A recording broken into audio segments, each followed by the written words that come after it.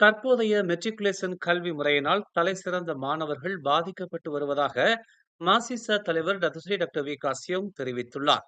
இவ்வாரம் Malacca Saint David தேசிய உயர்நிலைப் பள்ளியைச் சேர்ந்த கியூ காய் சுவான் மற்றும் வாங் யூ சே ஆகிய 2 மாணவர்கள் தம்மிடம் மனமுடைந்த நிலையில் விண்ணப்பம் செய்திருந்தனர். அவர்கள் இருவரும் 9A+ மதிப்பெண்களுடனும் முறையே 98.99 மற்றும் 99.14 புள்ளிகளுடனும் சிறந்த தேர்ச்சி பெற்றிருந்தனர். ஆனால் மெட்ரிகுலேஷன் படிப்புக்காக அவர்கள் செய்த விண்ணப்பம் 2 முறையும் நிராகரிக்கப்பட்டுள்ளது என்று டாக்டர் வி காசியம் தெரிவித்துள்ளார். அவ்விரு மாணவர்களும் பள்ளியில் தலைமைத்துவ பங்களிப்பை செய்துள்ளனர். மாநில நிலையில் பல்வேறு நிலைகளில் புறப்பாட நடவடிக்கைகளிலும் அவர்கள் தீவிரமாக பங்கு கொண்டுள்ளனர். புத்தாக்கத்திற்காக ஐடெக்ஸ் தங்க பதக்கங்களையும் அவர்கள் வென்றுள்ளனர்.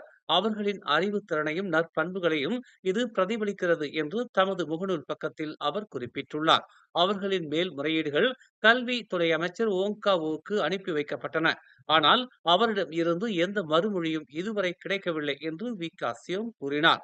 மெட்ரிகுலேஷன் படிப்புக்கு விண்ணப்பம் செய்த மாணவர்களில் 86 விழுக்காட்டினர் 9 பாடங்களை மட்டுமே தேர்ந்தெடுத்திருந்தனர் என்பதை கல்வி அமைச்சர் ஃபத்ரில்லா சீடேக் உறுதிப்படுத்தினார்.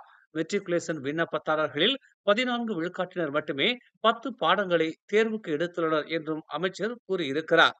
அவ்வாறெனில் 9 பாடங்களை மட்டுமே தேர்வுக்கு எடுத்து தலைசிறந்த முறையில் தேர்ச்சி பெற்ற மாணவர்களின் நிலை என்ன என்பதை ஃபாத்ரிலா தெளிவுபடுத்துவாரா என்றும் டாக்டர் வி காசியம் கேள்வி எழுப்பினார். மேலும் செய்திகளை தெரிந்து கொள்ள தமிழ் மலர் நாளிதழை பாருங்கள். உடனுக்குடன் செய்திகளை தெரிந்து கொள்ள தமிழ் மலர் இணையதளம், தமிழ் மலர் செயலி மற்றும் மலர் டிவி யூடியூப் சேனலை வலம் வாருங்கள். எங்களோடு இணைந்திருக்க மலர் டிவியை பதிவு செய்து கொள்ளுங்கள். உறவுகள் மகிழ்ந்திட விருப்பம் மற்றும் பகிர்வு சேவையை சொடுக்கிடுங்கள்.